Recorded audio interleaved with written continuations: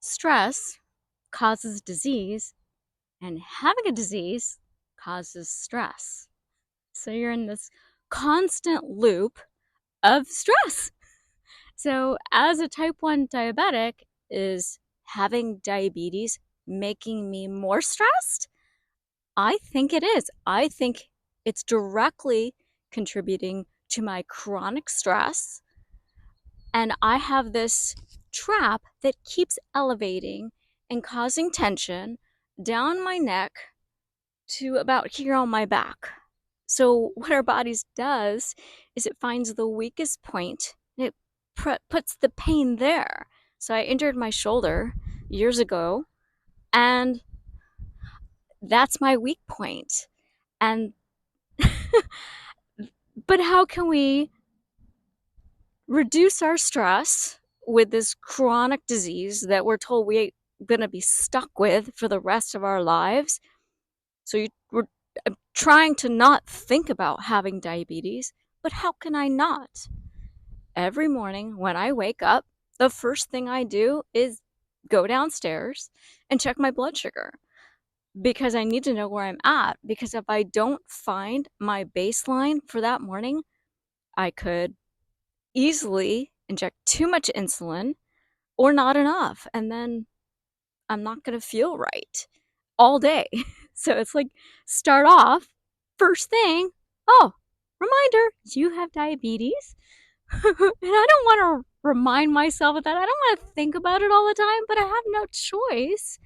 And then if I exercise maybe longer than normal or maybe put a little more energy into it, then my blood sugar will drop and then I'll start feeling very dizzy and disoriented and anxious and nervous, and I won't feel good at all. And then I'll have to hurry and check my blood sugar to see how low it really is. And then that means I'm typically eating more often than I want to. Sometimes I just want to just eat my lunch, not a snack before lunch. I want to eat at a certain time. Or if I end up eating lunch a little later than normal, then my blood sugar will drop. So I try to be consistent. And then, of course, before I eat, I need to know where I'm at. So I test my blood sugar in the morning before I eat. If I feel a little bit disoriented or off, and then I have to inject the insulin before I eat. And then I got to figure out, okay, how many carbs is this? How many pieces of fruit am I going to have? And what am I going to do later? And am I going to be walking later? So I'm doing all this math in my head.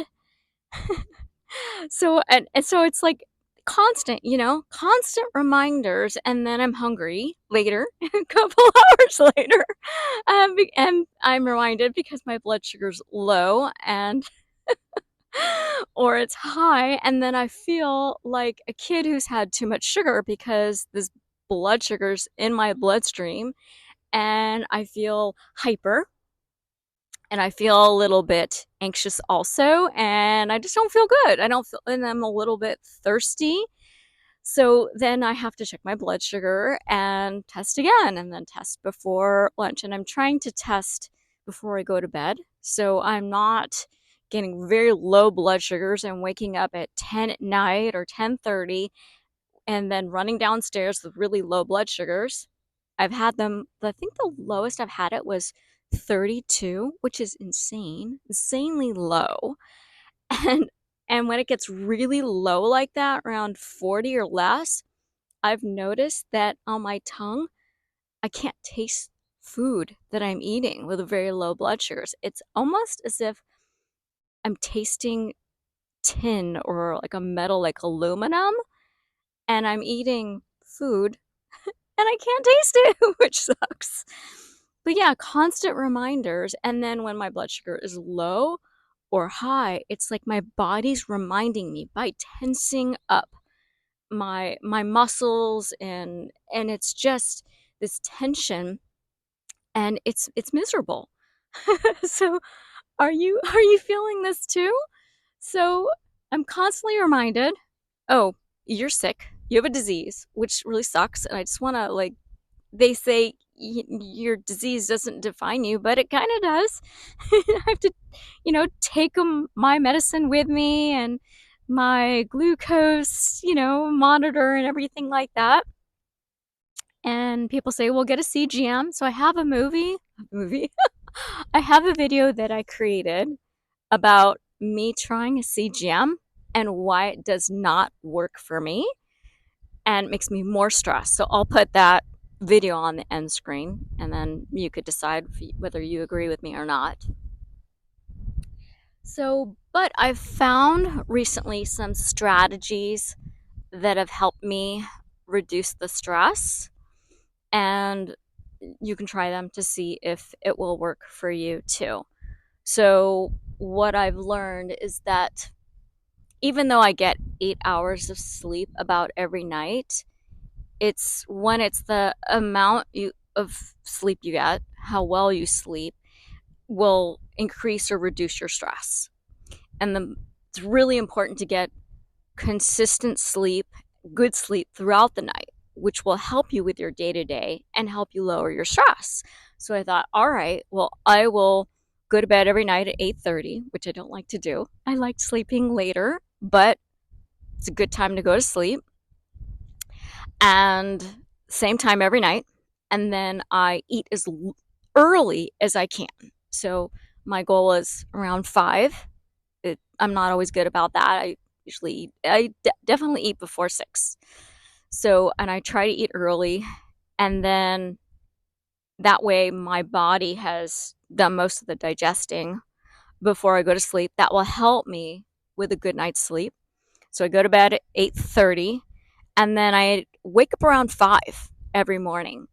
So I've found that if I do this consistently, my stress throughout the day is a lot less. And what's really important about stress for reducing disease and allowing our bodies to function better is I've found and read that high stress increases blood sugar because it will increase cortisol, and high cortisol levels, which is a stress hormone, increases blood sugar levels. And I found this to be true.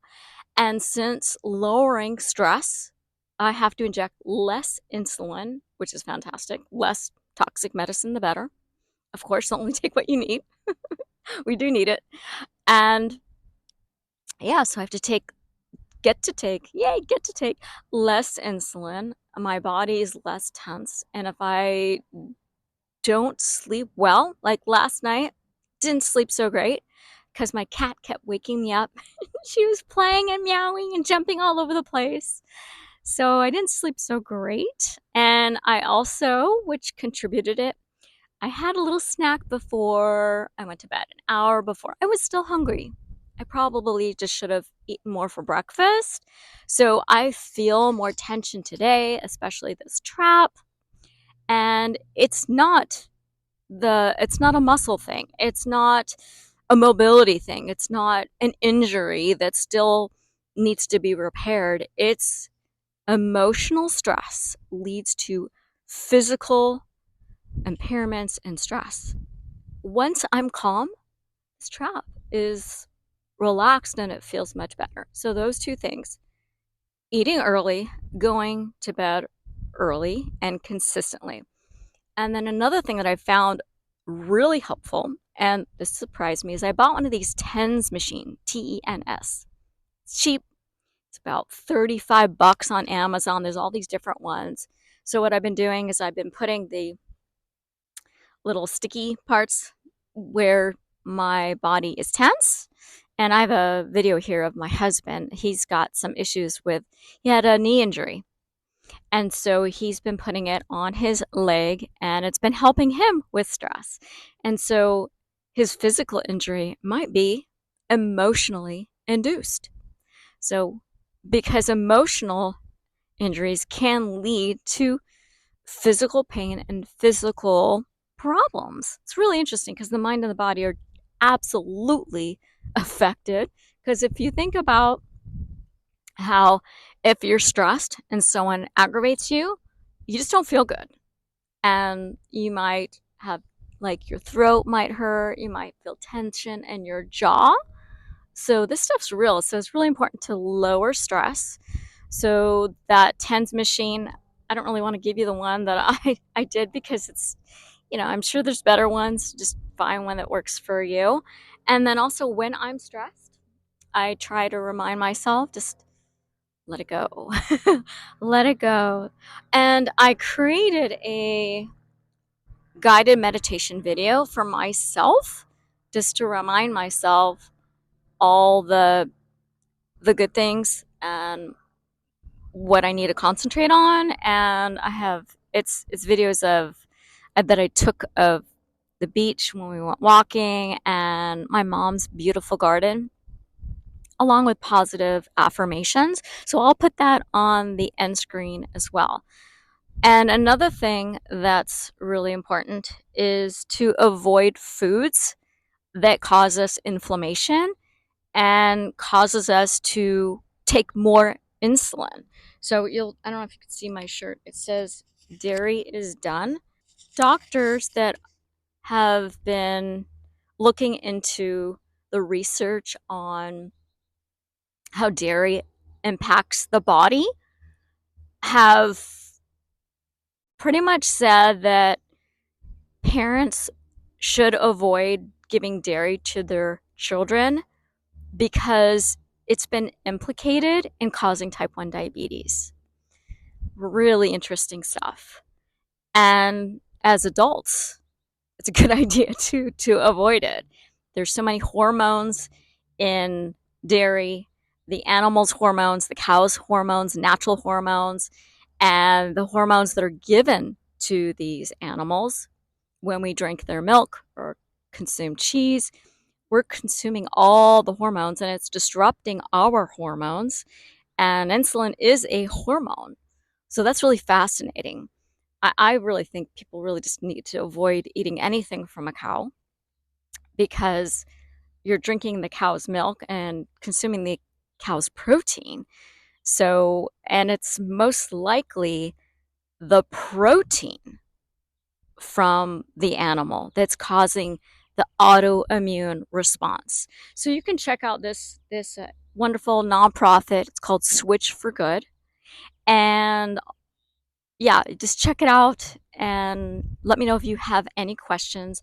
I also created a book. It's called The High Five Diet. It was about how I got diagnosed with type 1 diabetes at 36 years old, not as a child, at 36. And I've had a severe dairy allergy my whole life. And the doctors believe that that contributed to my getting type 1 diabetes.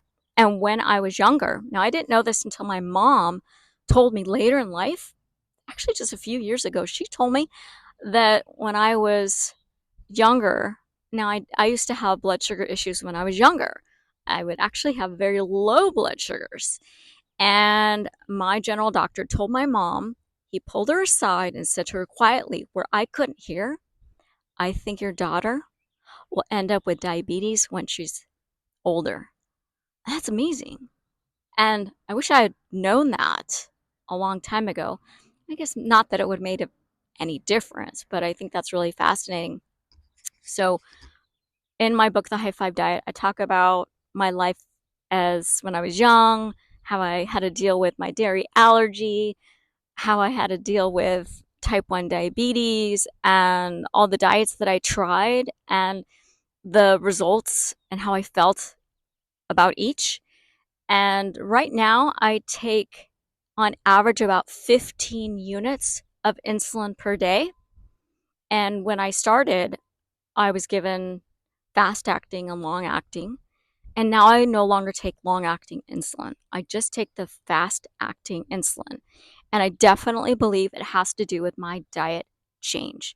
So in my book, I have down my diet, what I eat, why I eat the way I do, and I provide my recipes where you can eat carbohydrates.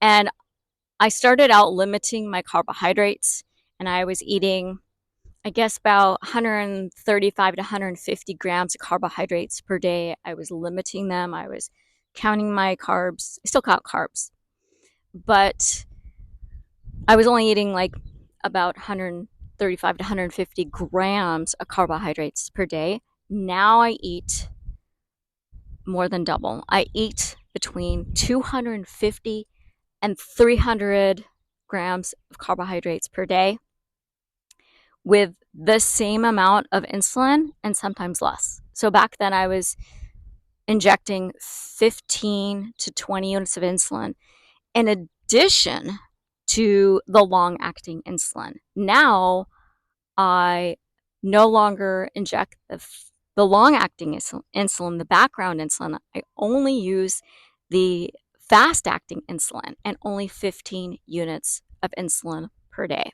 Definitely attribute that to what I eat now, and I exercise really helps. I try to exercise after breakfast and lunch, and I found, when I was in the past, I was able to lift really heavy, and I was able to use that as help to lowering my blood sugar. But now that I'm older, I've found that weight training, still excellent, causes my body stress, and it actually elevates my blood sugar. So what I do is after a workout, I walk, and that helps lower my stress, lower my blood sugar. And just going for a walk really helps lower my blood sugar. So that's how I'm able to use less insulin. What I'd like to know from you is how many units of insulin you take per day, and how you feel when your blood sugar is high or low. Is your symptoms the same as me? Do you get like anxiety and stress and tension? And do you have any methods that you found that have helped you lower your stress? So let me know in the comments below. Thank you for watching, and I hope to see you soon. For my favorite low-fat, oil-free, plant-based vegan recipes, order my cookbook with vegan nutrition facts on how to prevent and reverse disease, which chronicles my personal health and weight loss story through my website, thehigh5diet.com.